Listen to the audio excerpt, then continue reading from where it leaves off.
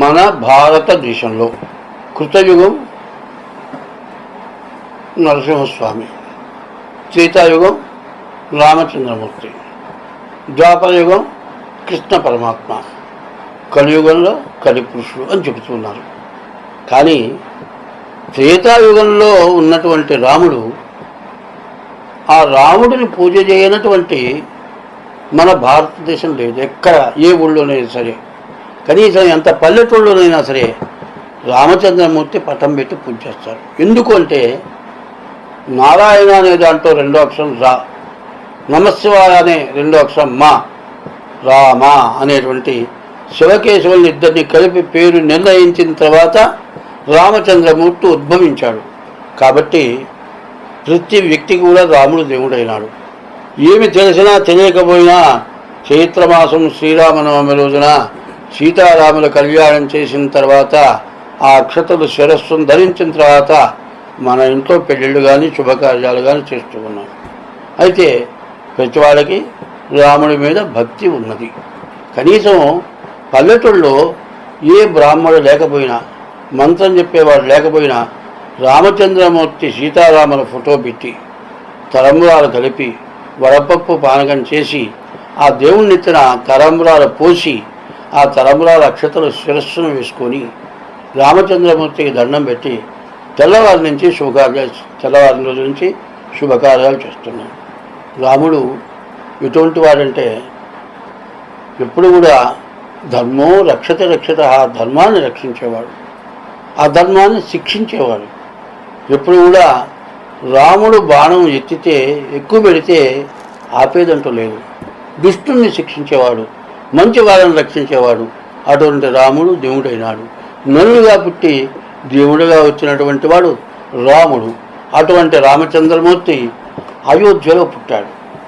మరి అట్లాగే ఒంటిమిట్టలో కూడా మరి రాముడు వెలిశాడు.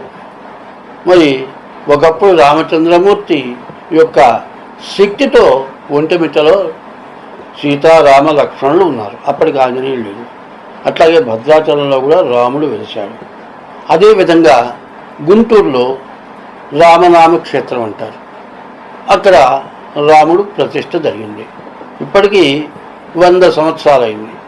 ఆ దేవాలయంలో ఇప్పటికీ 86 సంవత్సరాల నుంచి హరే రామ రామ రామ హరే హరే, హరే కృష్ణ కృష్ణ కృష్ణ హరే హరే ఈ నామం 24 గంటలు జరిగేది. మరి ఆ దేవాలయానికి చాలామంది రైతులు, ధనవంతులు పొలాలు ఇచ్చారు, ఎంతో డబ్బు ఇచ్చారు. ఇంత ఇచ్చినా కూడా పొలాలన్నీ కూడా రైతులు స్వాధీనం అయిపోయినాయి. దాని నుంచి ఏమీ ఆదాయం రావట్లేదు, వచ్చిన డబ్బులు చాలటం లేదు. ఈ హరే రామనామం 24 గంటలు చేయాలంటే 12 గంటల పాటు మరి 2 మనుషులు 24 మంది రోజు చేయాలి. వీళ్ళకి జీతాలు ఇవ్వాలి. ఇది భరాయించడం దేవాలయానికి కష్టమైపోయింది. ఒకప్పుడు మేము చిన్నపిల్లలు అయి ఉండగా రామకోటి సప్తాహం జరిగేది. ఆ రామకోటి సప్తాహం జరిగితే 7 రోజులు కూడా వచ్చిన వాళ్ళందరికీ భోజనం పెట్టేవాళ్ళు. అది ఇప్పటికీ కూడా జరుగుతూనే ఉంది. రామనామ క్షేత్రం అనే దానికి అర్థం ఏంటంటే భూమి. క్షేత్రం అనగా భూమిని దున్ని పంట పండిస్తాం. ఆ క్షేత్రంలో పండించిన పంట ఏమిటయా అంటే హరే రామనామమే ఒకటి. ఆ హరే రామనామము ఆ క్షేత్రంలో పండించారు. ఆ వైబ్రేషన్ చాలా విశేషమైనటువంటి హరే రామనామ వైబ్రేషన్.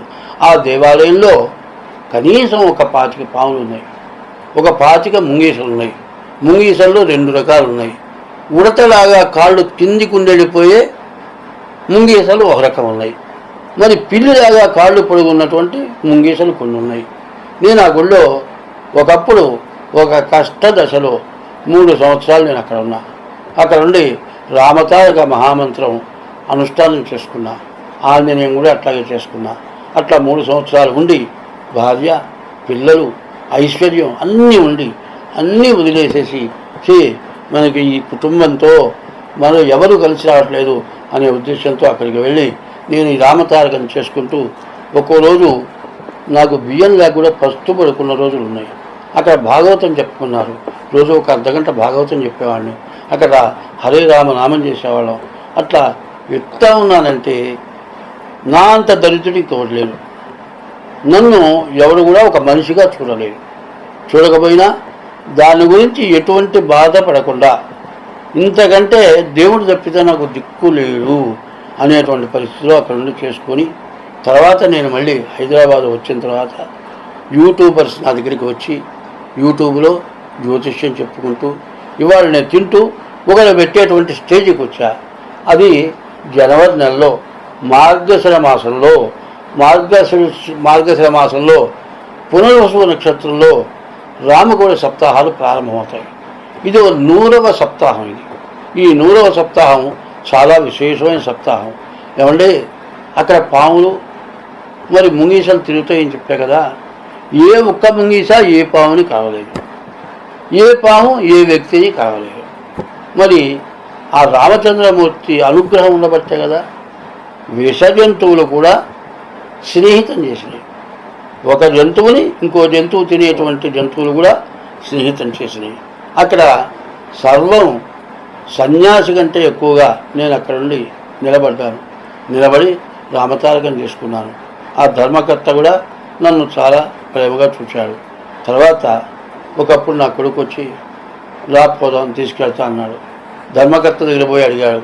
ఆయన నుండి అయ్యా నీ కొడుకు వచ్చి రమ్మన్నాడు, ఇప్పుడు వెళితే మంచిది, నువ్వు పూర్తిగా అడ్డం పడ్డ తర్వాత వాళ్ళు తీసుకెళ్తే నీకు హీనం అవుతుంది అని చెప్తే బయలుదేరి వచ్చాను. ఆ రామచంద్రమూర్తి దయ వల్ల గుంటూరులో ఉన్నటువంటి ఆ రామనామ క్షేత్రం యొక్క గొప్పతనం వల్ల ఈ రోజున నేను ఒక మనిషిగా నేను తింటూ ఎవరైనా గడపలోకి వచ్చే వాళ్ళు పెట్టే స్టేజీలో ఉంటూ 10 రూపాయలు సంపాదించుకుంటూ నేను ఎన్నో విధాలా బాగున్నాను. ఎందుకంటే ఏ మానవుడైనా సరే ఎప్పుడు కూడా ఇట్లాంటి క్షేత్రం దైవాధీనం జగత్ సర్వం. దేవుడు జగత్తు మొత్తం దేవుడు అధీనంలో ఉంది. మరి ఆ దేవుడు అధీనంలో ఉంటే ఆ దేవుడు ఎవరి అధీనంలో ఉన్నాడు? మంత్రాధీనంతు దైవతం. ఆ దేవుడు మంత్రాల యొక్క అధీనంలో ఉన్నాడు. తన్మంత్రం బ్రాహ్మణాధీనము. ఆ మంత్రం బ్రాహ్మణ యొక్క అధీనంలో ఉంది. బ్రాహ్మణో మమ దేవత అన్నారు. అట్లాగే గోబ్రాహ్మణేభ్య శుభమస్తు నిత్యము లోకా సమస్త సుఖినో భవంతు. గోవు ఆకలికి బాధపడకుండా, ఎవరి చేత హింసించబడకుండా, బ్రాహ్మణుడు ఎప్పుడు కూడా నాకు లేదని బాధపడకుండా, ఎవరి చేత హింసించబడకుండా గోవు బ్రాహ్మణుడు.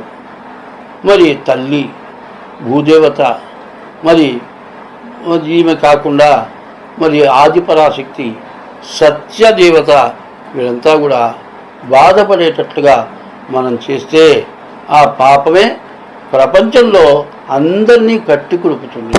కాబట్టి ఎవరైనా సరే తల్లిదండ్రులు చేసిన పాపం పిల్లలు అనుభవించాలి, పిల్లలు చేసిన పాపం తల్లిదండ్రులు అనుభవించాలి.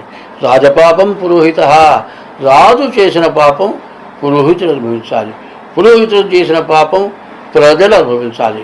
కాబట్టి ఈ దేవాలయాలు ఎందుకు ఉన్నాయి?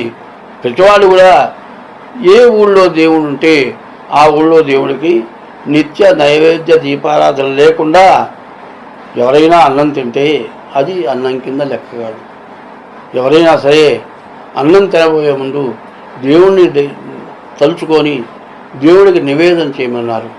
దేవుడికి నివేదన అంటే ఏమిటి? నివేదన అంటే మరి ఒక పద్యం ఉంది. పండుగ వచ్చే నీడను నెపంబున బూరెలు గాదరావడలు దండిగ వండి మెక్కుదురు దండుగగా కది పండుగవుని బ్రహ్మాండ నిధాన నీ పదములచ్చని సల్పెటి నాడే కదుకో పండుగ వేయి పండుగలు పల్మరు కూర్పుమ శ్రీజనార్దనాన్ని. పంచపక్ష పరవణాలు నివేదన పెట్టడం కాదు, నీలో ఉన్నటువంటి బాధ, నీలో ఉన్నటువంటి ఆవేదన ఇవాళ దేవాలయానికి తగినటువంటి ప్రతిపత్తి లేక, దేవాలయం పూజింపబడడానికి తగినటువంటి అవకాశం లేక, ధర్మకర్తలు దేవాలయాన్ని పోషింపలేక దేవాలయం స్థలాలు ఆక్రమించుకొని ఇల్లు కట్టుకుంటూ ఉంటే ఎవరు ఏమీ చేయలేక అందరూ వదిలిపెట్టి దేవాలయం ఆక్రమించుకుంటున్నారు. మరి పరాయ పురుషుడు యొక్క భార్యను ఆక్రమించుకుంటున్నారు. ఇటువంటి మహాపాపాలు దేవుడికి పెట్టాలి కానీ దేవుడు సొమ్ము తినకూడదు. ఇట్లా జరిగిపోయి ఆ దేవాలయం కూడా చాలా ఇబ్బందులు, చాలా కష్టాల్లో ఉంటున్నది. కాబట్టి ఎవరైనా సరే ఇది విన్నవాళ్ళు గుంటూరులో సంపత్ నగరు మరి తర్వాత రామనామ క్షేత్రం అక్కడికి వెళ్ళి ఆ రామాలయం చూడండి, ఆ రాముడిని చూడండి. రాముడు ఆంజనేయుడు ఆ దేవుణ్ణి చూచి ఆ దేవుడికి పూజ చేయించుకొని మీ దోషాలు పోగటానికి, తర్వాత హరే రామనామం 24 గంటలు జరగాలంటే ప్రతి వ్యక్తి కూడా చెయ్యి వేసి దాన్ని పోషణ చేయడానికి ప్రయత్నం చేయండి. ఎప్పుడు కూడా 10 మంది పూలు తెస్తే ఒక దండ అవుతుంది. 10 మంది కనుక 10 రూపాయలు వేస్తే ఇటువంటి కార్యక్రమాలు ఏవైనా జరుగుతాయి. దేవుడికి నేను నెలకొక ఇంత ఇస్తాను, సంవత్సరంలో ఇంత ఇస్తాను అని కంకణం కట్టుకొని దేవుడికి ప్రతివాళ్ళు ఇస్తే ఇబ్బంది అంటూ లేదు. మరి తిరుపతి దేవస్థానం అట్లాంటి దేవస్థానంలో మరి ఒక్కరోజు హుండీ ఇస్తే కోట్లు వస్తున్నాయి. అట్లాగే మన ఊళ్ళో దేవుణ్ణి మనం వదిలిపెట్టి ఇతర ఊళ్ళో దేవుని కోసం పోవటం కాదు. మరి అట్లాగే గొప్ప క్షేత్రాలు తిరుపతి క్షేత్రం కంటే, మరి అట్లాంటి అయోధ్య కంటే, మరి నాకు తెలిసినంత వరకు నేను ఫలితం పొందినందువల్ల ఒంటిమిట్ట కంటే, భద్రాచలం కంటే రామనామ క్షేత్రం చాలా విశేషమైన, చాలా శక్తివంతమైనటువంటి దేవస్థానం.